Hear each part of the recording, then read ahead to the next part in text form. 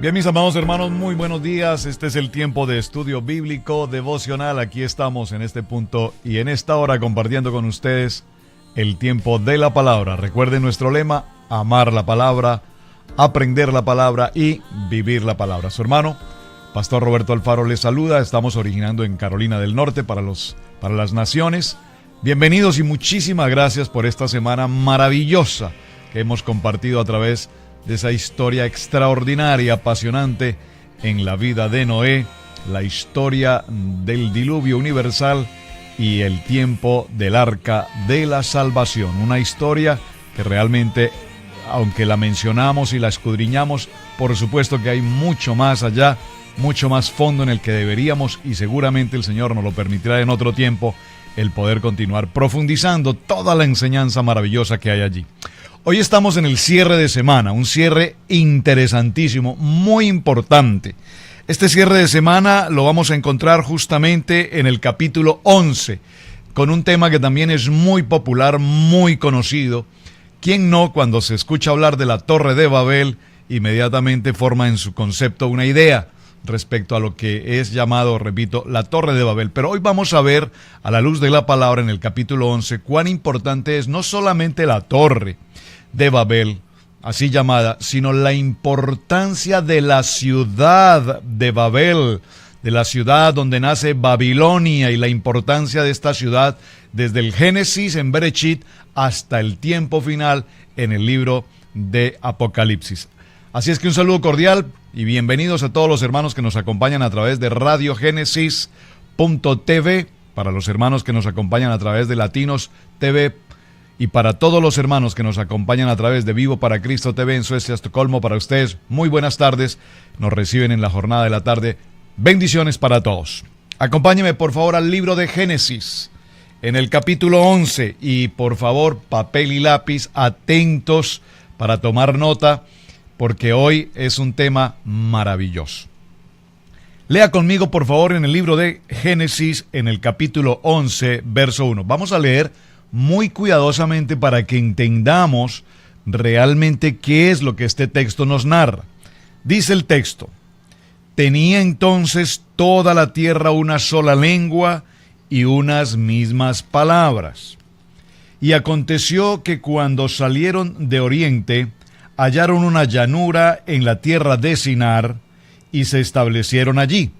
¿Quiénes hallaron?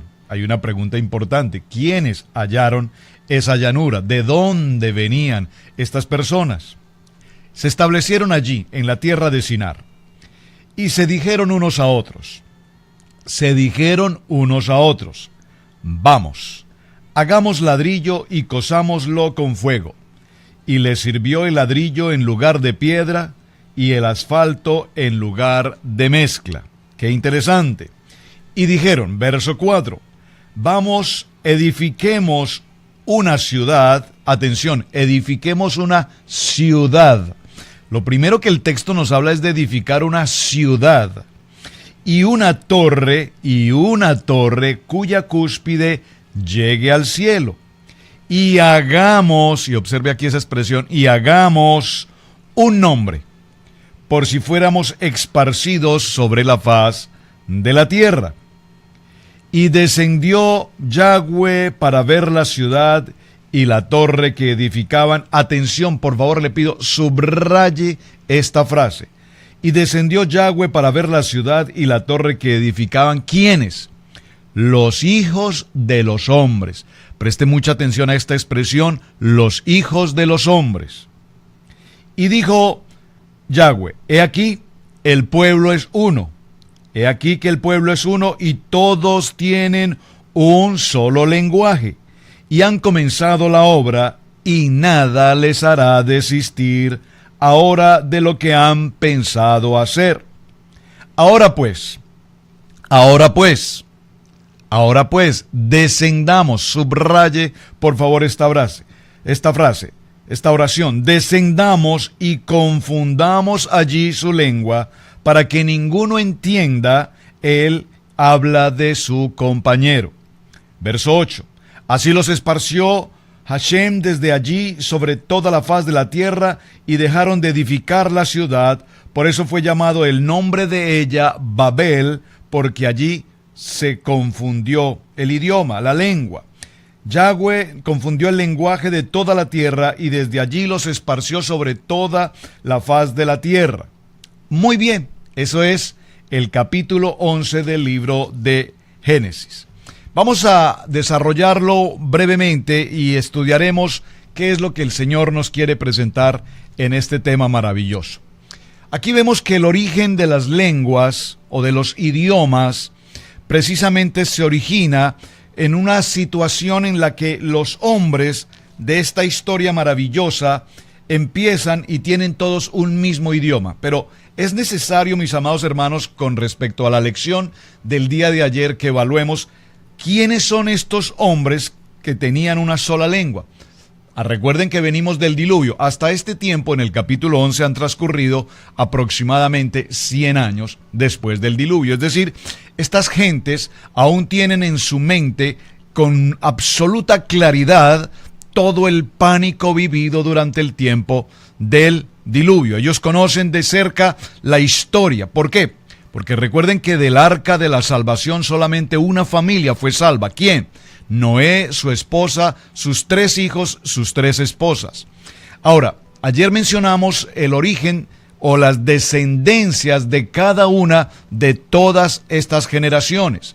Y vimos cómo la generación de Cam fue una generación que, como consecuencia de la desobediencia de Dios de Cam, al ver la desnudez de su padre, fue maldecido por él, y de allí dice: maldita será Canaán.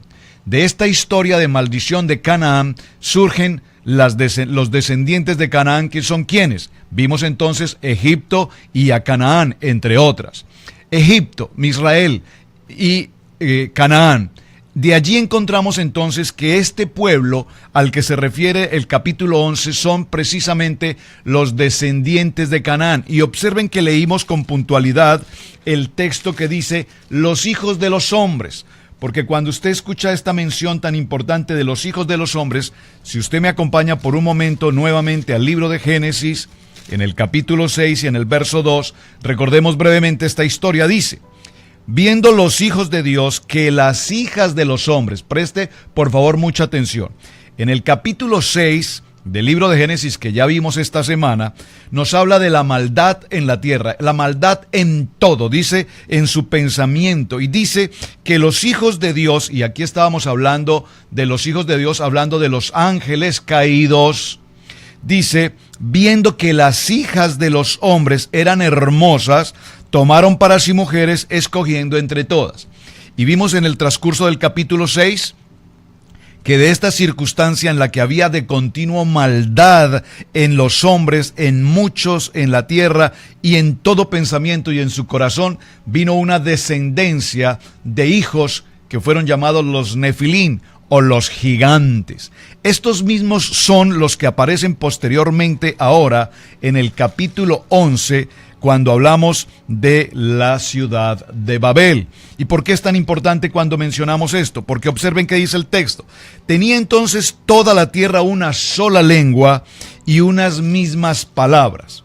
Verso 2, vamos a irlo escudriñando. Y aconteció que cuando salieron de Oriente, ahora, ¿de dónde salieron ellos? De Oriente. Recordemos que aquí nos está hablando que ellos salieron del arca. ¿Dónde posó el arca? La Biblia nos dice que el arca posó sobre la montaña de Ararat, esto es Turquía. Y allí donde posó el arca, realmente hay dos montañas muy grandes, una más que la otra, la grande Ararat y la pequeña Ararat. En la grande Ararat, en aquella montaña en Turquía, fue el lugar donde reposó el arca, y de allí salieron, dice, y aconteció que cuando salieron de Oriente, ¿de dónde? De Ararat, vinieron a una llanura en la tierra de Sinar y se establecieron allí. Y se dijeron unos a otros: vamos, hagamos ladrillo y cosámoslo con fuego. Y le sirvió el ladrillo en lugar de piedra y el asfalto en lugar de mezcla. Pero aquí hay algo muy interesante. Vemos cómo dice la palabra que Dios vio cómo este pueblo tenían un solo idioma, una sola intención, un solo pensamiento. Esto me hace pensar por un momento por una frase muy común que en el día de hoy se repite, una frase que dice: el pueblo unido jamás será vencido. ¿Ha escuchado usted esta frase alguna vez? Pues creo que aquí podríamos representarla claramente. Entonces toda la tierra tenían una sola lengua y una misma palabra. El pueblo unido jamás será vencido. Y dice la palabra que cuando ellos se dijeron construir una torre, dice, vamos a leerlo nuevamente, verso 4, y dijeron: vamos, edifiquemos una ciudad. Preste atención que lo primero que nos indica este pueblo unido, que jamás será vencido, es que vamos a edificar en primer lugar una ciudad. Primero una ciudad, y a su vez, en esta ciudad, dice la palabra, y a su vez una torre cuya cúspide llegue al cielo. Recuerden entonces, mis amados, que estas personas, repito, venían de la historia del diluvio, y ellos pretendían construir una torre tan alta que si en caso de que se llegase a producir una segunda inundación, un segundo diluvio, ellos pudiesen ascender tanto en aquella torre que pudiesen librarse de la muerte. Es decir, nosotros vemos cómo ellos pusieron una confianza absoluta en la construcción de la ciudad y en la construcción de aquella torre. Pero cuando nosotros leemos la porción del Salmo 56, en el verso 3, usted recordará que dice que nosotros, nuestra confianza, ¿en quién está puesta tu confianza hoy? Es el punto de reflexión en el que quiero considerar. ¿En quién está puesta tu confianza hoy? Estos hombres pusieron su fe en una torre que llegara a una altura hasta los cielos, y su confianza estaba puesta en que si llegaba aparecía un segundo diluvio, ellos pudiesen salvarse de esta situación. La pregunta entonces aquí es: ¿en quién está puesta tu confianza? Repito, el Salmo 56 en el verso 3 dice: nuestra confianza, mi confianza está puesta en el Dios eterno, en nuestro Padre Todopoderoso. Amén. Ahora bien, dice esta palabra que cuando ellos deciden construir esta ciudad y esta torre, hagámonos un nombre. Aquí nos habla sin lugar a duda de que ellos querían reconocimiento, que ellos querían que todo cuanto existiese sobre la faz de la tierra reconociera que esta ciudad y esta torre y estos hombres serían reconocidos en cualquier lugar de la esparción. Es decir, aquí nos habla un poco de lo que significa la expresión egocéntrica. Cuando nosotros presumimos o queremos algo de manera egoísta, yo lo quiero para mí, yo quiero ser reconocido, yo quiero ser nombrado, yo quiero que la gente me recuerde, yo quiero levantar, y es común escuchar, usted lo escuchará con frecuencia: estamos levantando el ministerio más poderoso de la ciudad, estamos levantando el ministerio más poderoso de la nación, estamos levantando la obra más importante de Dios. ¿Y cuántas veces usted ha escuchado a muchos hombres, aún en el propósito de Dios, y aquí vemos a estos hombres levantar un propósito, levantar una torre con un solo propósito: que ellos fueran reconocidos? Es decir, el propósito de la ciudad y el propósito de esta torre no tenía ningún sentido de ninguna manera para adorar y rendir propósito de adoración a nuestro Padre Eterno. Su propósito era absolutamente personal, egoísta, egocéntrico, y repito, solamente tenía como fin que ellos fueran absolutamente reconocidos. Sin embargo, aquí hay algo muy interesante, y el verso 5 nos dice: y descendió Yahweh para ver la ciudad y la torre que edificaban los hijos de los hombres. Aquí esta expresión descendió no significa propiamente que Dios bajó de tal manera a mirar, porque obviamente Él es Dios todopoderoso, Él sabe, Él conoce, Él sabía la circunstancia que estaba pasando. Pero este descendió más, tiene una tipología, si me permite la expresión, cuando veamos la siguiente semana la historia de Abraham. A mí hay un punto en la historia de Abraham varios puntos, la historia de Abraham de por sí que es apasionante, y es nuestro tema la siguiente semana. Veremos cómo Abraham recibe la visita de Melquisedec, rey de Salem, y Dios de paz, esa presencia del sacerdote Melquisedec. Vemos posteriormente cómo Abraham en su oración, en su anhelo por un hijo, recibe la visita directamente de Dios. ¿A través de quién? A través de los ángeles y la presencia de Dios, una cristofanía representada allí. Y nosotros vemos cómo es este mismo modelo el que dice, y descendió Jehová, es decir, hay una presencia de Dios en el lugar y ve. Es decir, Dios está examinando, Dios está evaluando, Dios está considerando la intención de los hombres. Volvamos al tiempo del diluvio. Dios vio, dice la palabra, vio que la maldad de los hombres era en extremo. Su pensamiento y su corazón eran maldad en todo tiempo.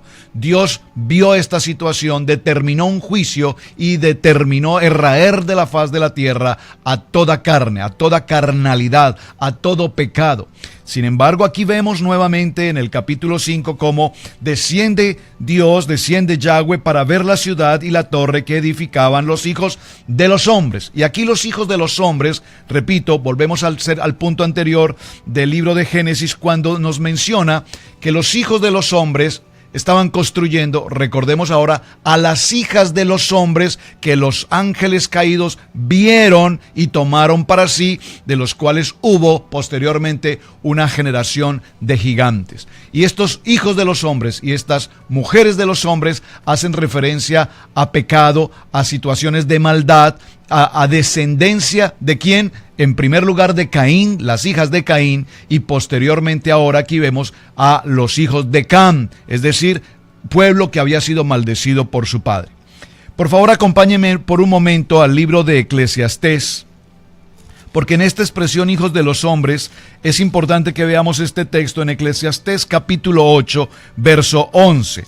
Hijos de los hombres, dice la palabra en Eclesiastés capítulo 8 en el verso 11, dice: por cuanto no se ejecuta luego sentencia sobre mala obra, el corazón de los hijos de los hombres está en ellos dispuesto para hacer el mal.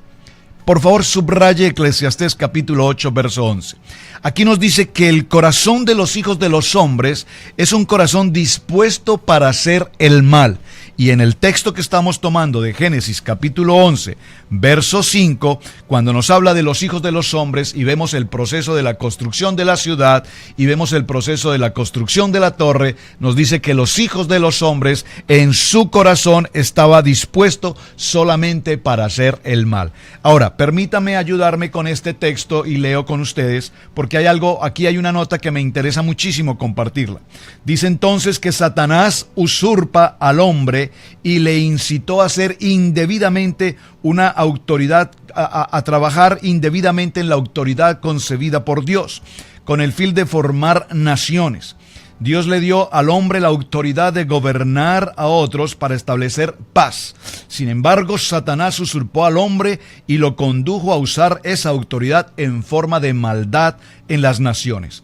Aunque Dios deseaba efectivamente que el hombre gobernara a los demás, no quería que se formasen estas naciones. La formación de las naciones fue una obra de Satanás. Satanás incitó al hombre a usar indebidamente la autoridad que le había dado con el fin de formar naciones y establecer pequeños imperios para promoverse a sí mismo, al hombre mismo. Y de allí el presupuesto lo vamos a ver enseguida con el capítulo 12, no puedo adelantarme a ese punto para que vayamos en una línea, pero dice que Satanás instigó al hombre a rebelarse contra Dios en la construcción de esta ciudad de Babel y su torre. Esta ciudad de Babel es Babilonia y su torre. La construcción de la ciudad y de la torre de Babel fue una declaración de independencia con respecto a Dios. La humanidad declaraba entonces esa independencia de Dios. Esa rebelión, esa autoridad que los hombres tomaron de sí mismos, de ser autosuficientes y generar su propia vida, su propio estilo de vida, su propia comunidad, fue dirigida por un hombre llamado Nimrod. Muy importante, por favor. Nimrod. ¿Quién fue Nimrod? Nimrod fue un descendiente de Cam. Nimrod, llamado el dios Sol, casado con una mujer llamada la diosa Seminaris, que era la dios de la luna o la dios luna. Y aquí vemos cómo en esta historia apasionante de Nimrod, constructor de la torre de Babel, y de Seminaris, la diosa de la luna, de esta relación de hijos de hombres, surge todo el concepto religioso que conocemos hasta hoy. La gran ramera, idolatría, religiones, dioses y todo lo demás. Apasionante el tema, ¿verdad? Y lastimosamente el tiempo muy corto para que profundicemos en él. Pero esta semilla es para que usted vaya y lea su Biblia, investigue el tema y no se quede solamente con lo poco que estamos compartiendo hoy, porque hay mucha información importante al escudriñar este texto.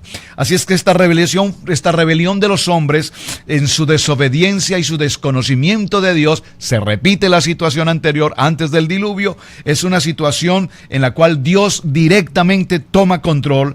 Cuando Dios juzga la tierra, como lo hizo en el tiempo del diluvio, ahora lo hace directamente aquí, en esta ciudad de Babilonia, en esta torre de Babel.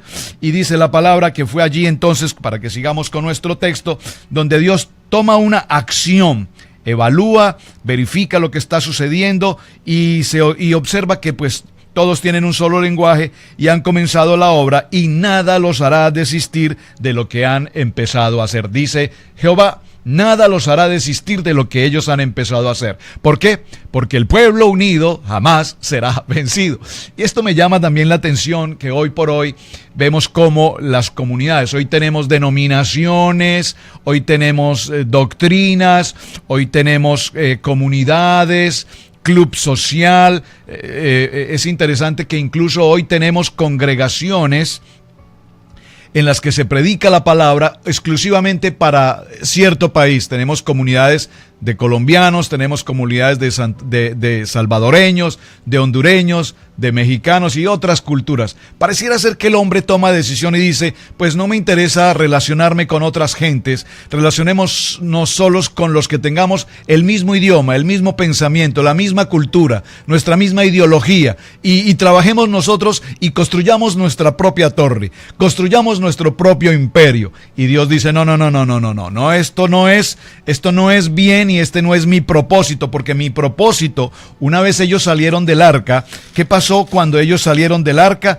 Lo primero que Dios les dice cuando ellos salen del arca es que ahora, dice, y bendijo Dios a Noé y a su familia y les dijo, verso capítulo 9 de Génesis. Lo primero que Dios les dice cuando ya pasan estos 150 días después del diluvio y salen del arca, lo primero que Dios les dice es, y bendijo Dios a Noé y a sus hijos y les dijo, fructificad y multiplicaos y llenad la tierra. Llenad la tierra. El propósito de Dios era que se extendieran por toda la tierra. De tal manera que dice el verso 7, ahora pues descendamos y confundamos allí su lengua para que ninguno entienda el habla de su compañero. Esto es bien importante. Y así los esparció Jehová desde allí sobre toda la faz de la tierra y dejaron de edificar la ciudad. Por eso fue llamado el nombre de Babel, porque allí se confundió. Confundió Jehová el lenguaje de toda la raza y desde allí los esparció sobre la faz de toda la tierra. Observen que esto es muy interesante. Fue necesario entonces que se produjeran unos diferentes idiomas y dice la palabra que hoy tenemos aquí justamente 70 idiomas diferentes que representan las 70 naciones del mundo. Esto es muy importante. Ahora, usted pensará, ¿qué sucedió en ese momento? Pues sucedió que se enfrentaron unos con otros, porque la unidad, el pueblo unido jamás será vencido. Ahora no se podían entender, ahora no se podían comprender, ahora tenían diferentes idiomas, por lo tanto empezaron a hacer alianzas unos entre otros según el lenguaje que hablaran, y luego posteriormente empezaron a tener entre ellos sus propias guerras, sus propias batallas, y prácticamente entre ellos mismos se fueron destruyendo. La pregunta que ustedes seguramente se están haciendo, ¿cuál fue el idioma que se habló en aquel entonces? Bueno, esa es una muy buena pregunta, yo se lo voy a dejar de tarea. Usted me envía un mensaje y me dice, según mi estudio bíblico y según lo que el Señor me ha enseñado, el lenguaje que se habló antes, en este tiempo, antes de que se confundieran el único idioma que se hablaba, ¿cuál es? Ese se lo voy a dejar como tarea. Así es que no quiero dejar de pasar antes de despedirme, porque este tema es tan apasionante y hay tanto por mencionar, pero quiero que por favor veamos muy brevemente qué sucedió en el capítulo 12. Es un anticipo a lo que viene para la siguiente semana. Hasta aquí vemos entonces cómo Cam, a través de sus descendientes, que son Egipto y Canaán, vemos cómo a través de toda esta historia pecaminosa de rebelión, de desobediencia de Cam, desde el mismo tiempo en el cual Cam ve la desnudez de su padre, trae como consecuencia esta situación. Ahora bien, ¿qué pasa entonces con esta historia? En el capítulo 12 aparece una historia maravillosa, pero Jehová había dicho a Abraham: vete de tu tierra y de tu parentela y de la casa de tu padre a la tierra que te mostraré. Es decir, Tare, el padre de Abraham, que venía de esta descendencia, de esta historia, no de esta descendencia, de esta historia, en medio de todo este proceso de Cam, de toda la rebelión del pueblo, de toda esta situación.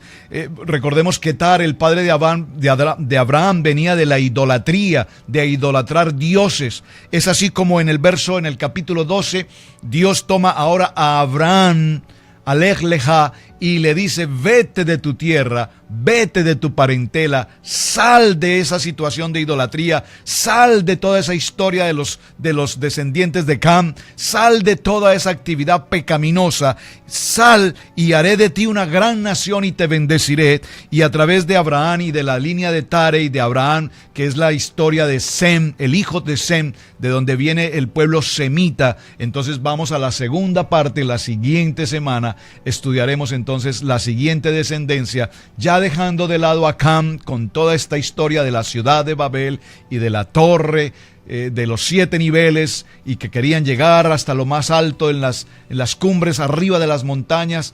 Entonces vemos cómo Dios destruye todo esto. Las primeras plantas de la torre fueron sucumbidas en la tierra, las segundas plantas fueron totalmente destruidas y las últimas plantas, las más altas, finalmente fueron totalmente quemadas.